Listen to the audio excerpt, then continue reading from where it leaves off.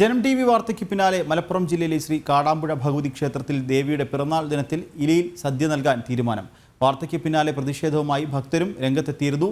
ഭഗവതിയുടെ പിറന്നാൾ ദിനമായ വെള്ളിയാഴ്ച ബുഫേ രീതിയിൽ സദ്യ വിളമ്പാനായിരുന്നു ദേവസ്വം ബോർഡിന്റെ നീക്കം. പതിറ്റാണ്ടുകളായി തുടർന്നു വരുന്ന രീതി അട്ടിമറിക്കുക എന്ന ലക്ഷ്യത്തോടെയാണ് മലബാർ ദേവസ്വം ബോർഡ് കാടാമ്പുഴ ഭഗവതി ക്ഷേത്രത്തിൽ പുതിയ നീക്കവുമായി രംഗത്തെത്തിയത്. ദേവിയുടെ പിറന്നാൾ ദിനത്തിൽ ഇലയിൽ നൽകുന്ന സദ്യ ഇക്കുറി ബുഫേ രീതിയിൽ നൽകാനായിരുന്നു നീക്കം. ഇത് ജനം ടി വി വാർത്ത നൽകുകയും ഭക്തർ പ്രതിഷേധവുമായി രംഗത്തെത്തുകയും ചെയ്തതോടെ തീരുമാനത്തിൽ നിന്ന് പിന്മാറുകയായിരുന്നു ദേവസ്വം ബോർഡ്.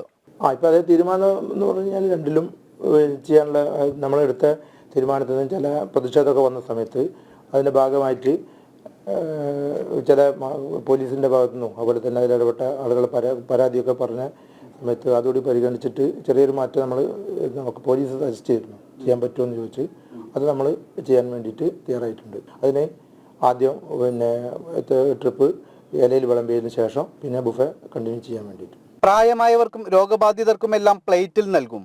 മറ്റുള്ളവർക്ക് ഇലയിൽ നൽകാനാണ് തീരുമാനം. 13-ാം തീയതി ഇലയിട്ട് വിളമ്പണം എന്നതായിരുന്നു നമ്മുടെ ഒരു ആവശ്യമുണ്ടായിരുന്നത്.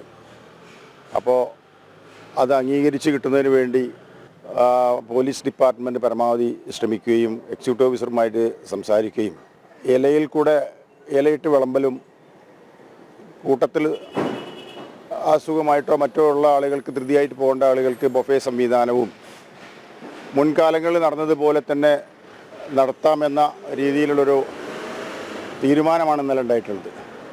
അതനുസരിച്ച് പോലീസ് ഡിപ്പാർട്ട്മെൻറ്റ് ഞങ്ങൾക്ക് തന്ന ഉറപ്പിൻ്റെ അടിസ്ഥാനത്തിൽ ഞങ്ങൾ തൽക്കാലം സമരം മാറ്റിവെച്ചിരിക്കുകയാണ്.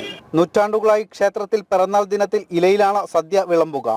ഇന്നുവരെ ഒരു ഭക്തർക്ക് പോലും സദ്യ കഴിക്കാതെ മടങ്ങേണ്ടിയും വന്നിട്ടില്ല.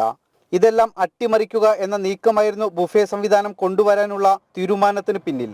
തൃക്കാർത്തിക ദിനമായ വെള്ളിയാഴ്ച ഇതര ജില്ലകളിൽ നിന്നടക്കം ആയിരക്കണക്കിന് ഭക്തർ ക്ഷേത്രത്തിലെത്തും.